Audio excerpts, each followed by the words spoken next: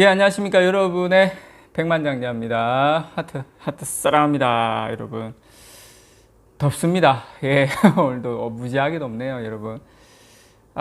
오늘 컨퍼런스 콜에서 삼성전자가 메모리 반도체, 그 다음에 파운드리, 그 다음에 서버, 메모리 수요, 이런 거 이야기 다 했어요. 싹 다 했어요.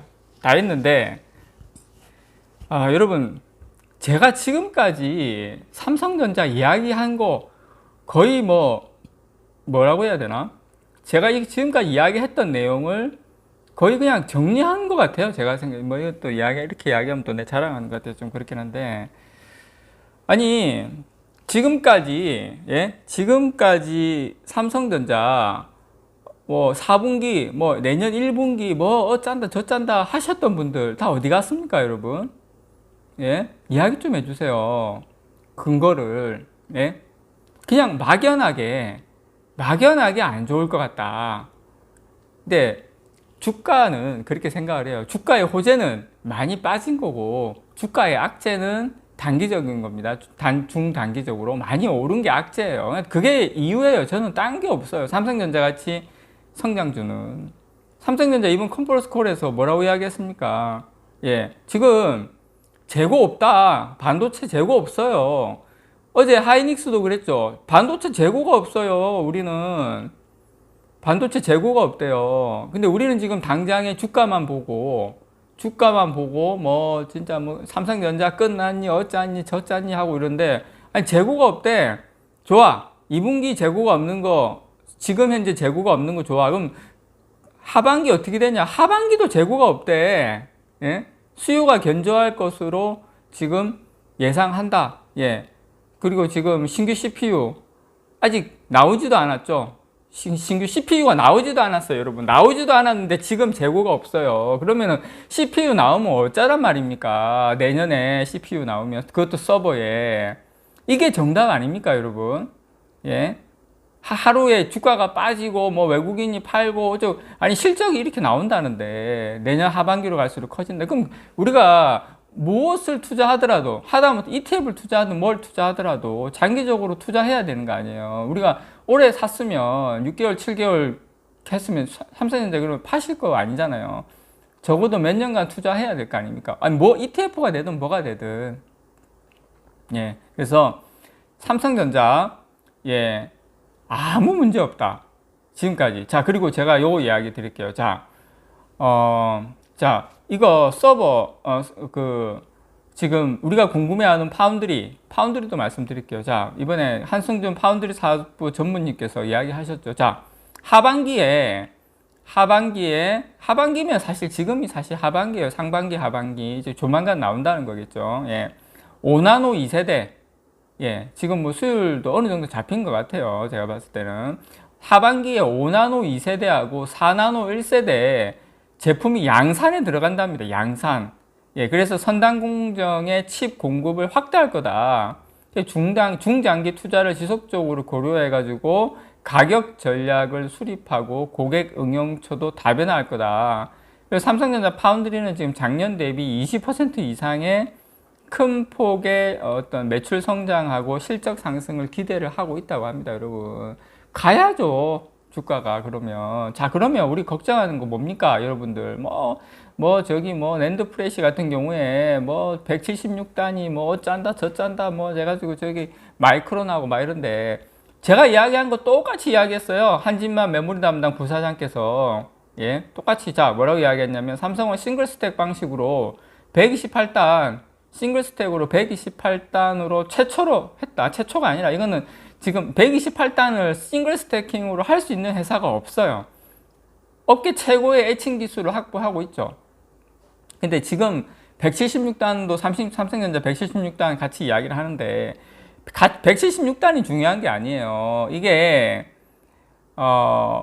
얼마나 효율적으로 쌓아 올릴 수 있는지, 얼마나 이 적층의 높이가 낮은지가 중요한 거예요. 176단이라도 생각해 보세요.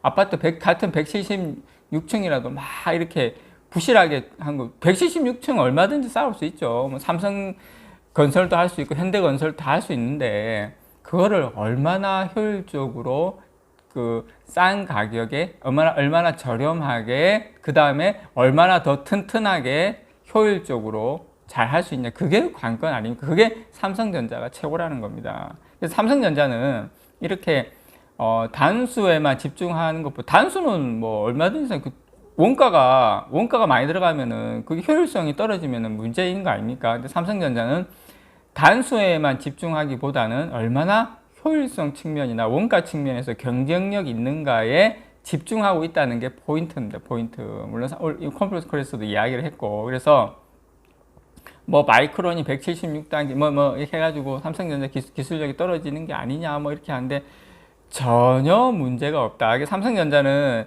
일단 낸드 같은 경우에는 내년까지는 176단 뭐 한 6세대, 7세대가 중심이 되겠지만 삼성전자는 지금 조만간 수년 안에 절대적 더블 스택에서 절대적인 경쟁력이 기대되는 200단 이상의 8세대 V낸드 동작 칩을 이미 확보했다. 라인업을 확대를 준비하고 있다. 200단 이상에 끝났다는 겁니다, 여러분. 이거 더블 스택에서 절대적 가격 경쟁력으로 이렇게 가면 다른 뭐 우리 경쟁사들 뭐 우리 옆에 뭐 동생 같은 경우는 제가 뭐 그렇게 하긴 좀 그렇지만 저기 저 물 건너가 있는 분들은 안 된다는 겁니다, 여러분. 그거 꼭 여러분들께서 참, 그 이야기 하면서 제가 여기 드릴게요. 자, 낸드 같은 경우에는 어떻습니까? 그거 이익 내기가 힘들죠. 물론 지금 이제 하반기에 하이닉스도 이익이 난다고 하는데, 낸드 같은 경우에는 이렇게 200단 이렇게 넘어가 버리면 키옥시아라든지 웨스턴 디지털 이런 애들은 지금 176단이 안 돼요, 지금도. 200단 넘어가면 이제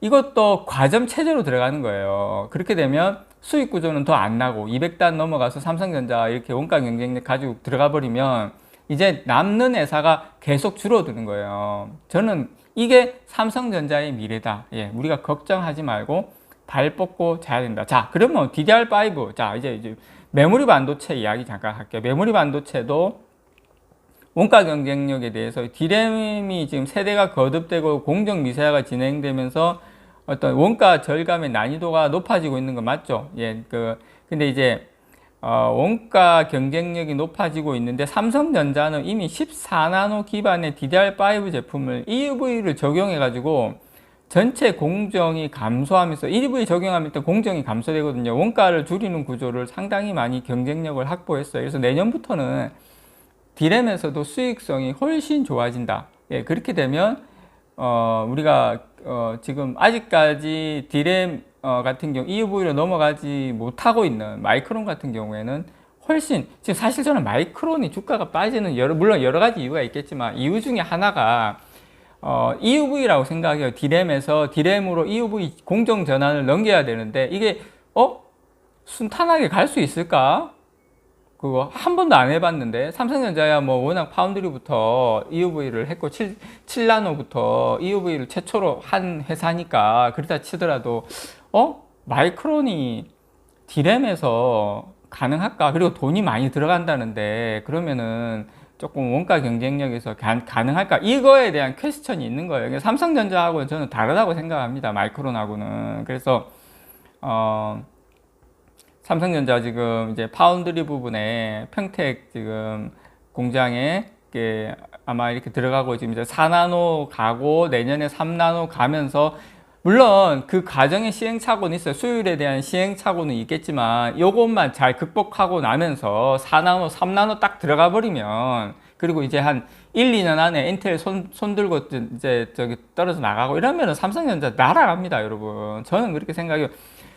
시장이 어마어마하게 시장이 커지고 있는 캐파 아닙니까? 10% 이상 시장이 커지고 있는 캐파에서 전 세계에 경쟁 회사가 없다는 거 얼마나 큰 이점입니까? 그래서 삼성전자 참 배당금도 확정됐죠. 361원으로 확정됐고 그래서 여러분들 좀 편안하게 가져가시면은 좋은 결과 있을 거라고 저는 무조건 장담합니다, 여러분. 그래서 항상 삼성전자는 근데 좀 특이점이 있어요.